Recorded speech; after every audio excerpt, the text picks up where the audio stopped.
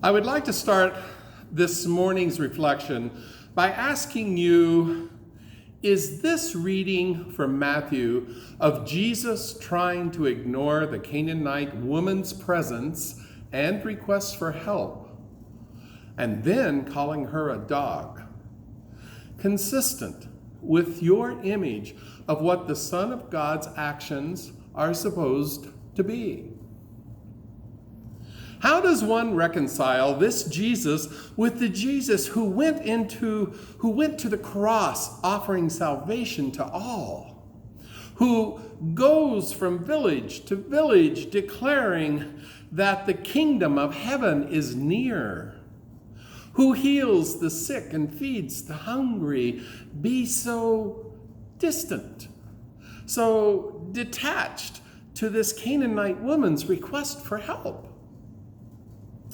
Could it be that the author of Matthew has inaccurate facts in his writing? Is not this story of Jesus inconsistent to what we think we know about Jesus? I don't think so, as this story is also found in the Gospel of Mark with basically identical accounts. If we were to go back a few chapters in Matthew to chapter 10, as Jesus was sending out the 12 on their mission, we would read these instructions given by Jesus. Don't go to the Gentiles or the Samaritans, but only to the people of Israel, God's lost sheep, announcing to them that the kingdom of heaven is near. This then seems to be consistent with Jesus' early ministry, our story of today, that is. This morning's story raises some deep questions about prejudice, divine election, and the limits of God's kingdom. Was Jesus not as immune to the challenge of racism and prejudice as we would like to think him to be? Maybe this story shows a little more of the human side of Jesus, a side that can help us to deal with our own issues of racism. Those who say that they follow the teachings and examples of Jesus have to deal with today's story honestly. Here in the United States, we could reclassify this heading of the Canaanite woman with different labels.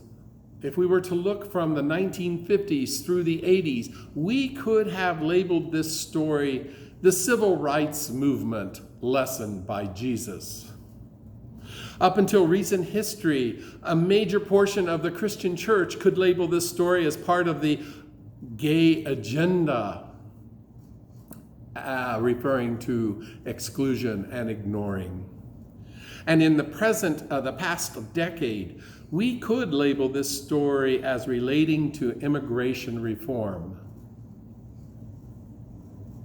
And most recently, we can again relate this story to racism as we struggle with this outcry of Black Lives Matter. If we were to see this Canaanite woman as a black woman crying for help, justice, and mercy, and if we are to view Jesus then as the status quo in this country, we can hear her crying out, "Black Lives Matter." Jesus ignores her plea. She doesn't give up. She then gets into his face and again cries, "Black Lives Matter." Jesus is forced to respond saying, "Yes, but all lives matter," hoping to end the conversation. She persists, and Jesus then says, "Hey, I'm here just to help my own kind. Our resources are limited, and I can't afford to help people who are not of my tribe. Again, she confronts him, saying, "Yes, but from your table of plenty, there is enough crumbs for everyone." I'm using this specific phrase of Black Lives Matters, All Lives Matter, because the All Lives Matter is a tool that white folk use as a way of diminishing racial conversations. Once we say all lives matter, we have just declared a universal truth, while ignoring the injustice that actively contradicts that truism. The reason the cry Black Lives Matter is used is because in our social hierarchy, Black lives matter less than white lives matter. If you find my statement offensive, I suppose I should feel sorry by saying this. But as a white person, I am tired of the inequality that I have flourished under. I have 7 grandchildren of color that my heart aches over because I know what could happen to them just because their skin is darker than mine. I have a vested interest in changing the hierarchy of racism that exists in our country. I can be pious and say, I base this on my understanding of what the meaning of the kingdom of heaven on earth is about and what it implies. But my underlying reasons are more selfish and directly concerned for the welfare of my grandchildren. For I see the ugliness of racism that we currently live with.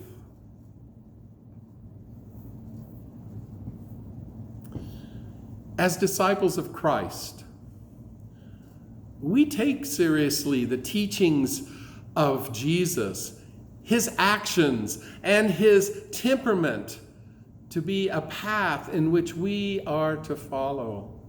When Jesus says, love one another, we try to incorporate that within our lives. When Jesus says, feed my sheep, again, we work at providing food for the hungry. With this understanding in mind, does today's reading provide a loophole in which we can use to exclude specific individuals or particular groups of individuals, equality and inclusion in our circle? To the first century listener, the use of the word Canaanite is a powerful word to the Israelite, as it brings us images of ungodliness and idolatry, just like the word white privilege is offensive to many white people because it brings up images of being racist and of inequality. The reference to the Canaanite woman as dog is equivalent to the use of the N word in our culture towards people of color. Are we allowed, based on this morning's story, to see some people as being on the level of less deserving and not as a child of God? In today's text, in the early part of it, Jesus had been firing back at the Pharisees for creating loopholes that allowed for exclusions. But then we read how Jesus himself is trying to ignore the Canaanite woman who is pleading for help on the behalf of her possessed daughter. What I find disturbing about this story isn't that the disciples were highly bothered by this Canaanite woman crying out for help for her daughter. That's kind of a normal response for them. but that Jesus ignores her. Only because of her persistence does he finally sit down to talk at her, telling her that his mission was only for those who God counts worthy. Have you ever had somebody tell you, in the name of the Lord, sorry, you're not worth my time and effort? I hope not. Because that just is not truth. Each and every one of you is worth God's time, is worth God's mercy, of God's respect, of God's gifts, of God's love. Each one of us is worth each other's time and respect and love and our gifts. Does Jesus' statement mean that there are truly those who are counted as favored by God? Divine election is the theological term, and that the rest are going to hell? There are Christians who promote this idea. This story comes after a series of encounters where Jesus is confronting the Pharisees over questions of ritual purity and obedience to the law of God, with Jesus quoting from Hosanna, saying, "I desire mercy, not sacrifice." This was pointing out the voice of God to the people. I desire mercy, not sacrifice. Jesus is now being confronted with exactly what he had been chastising the Pharisees of doing. In this story of the woman it is a story of a woman putting a mirror up to Jesus' face and calling him on his own prejudices and limited scope of what and to whom his mission was about.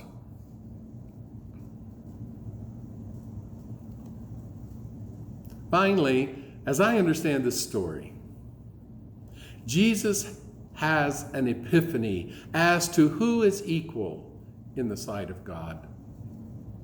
It isn't just about getting help, who we give assistance to, but rather a point of who is equal in the eyes of God.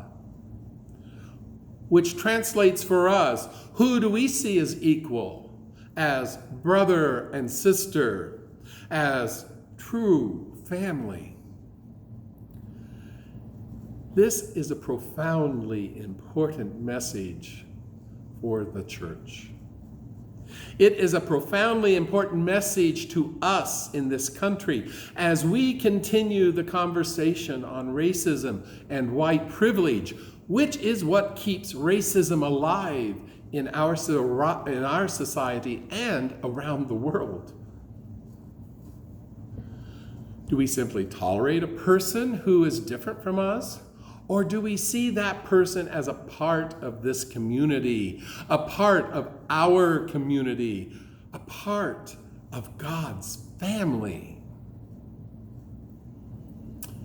Through this story, we are shown that God sees every person regardless of race, social standing, educational level, sexual orientation, even mental illness as equal in God's kingdom. Our challenge is to recognize that we fall short of inclusion and need to take the time to sit down with those asking for mercy and realize that their needs are as valid as our own. It is a call to reach out and allow our circle to widen. For it is in the widening that we are opening ourselves up to a new blessing that God gives through each person. In truth, if we can come to such an understanding and reconciliation within our own hearts then there will be no need to discuss who gets the crumbs, for everyone will be eating at the table, and our circle will be like that ripple in the water, continually moving forward and ever enveloping those that we meet. Amen.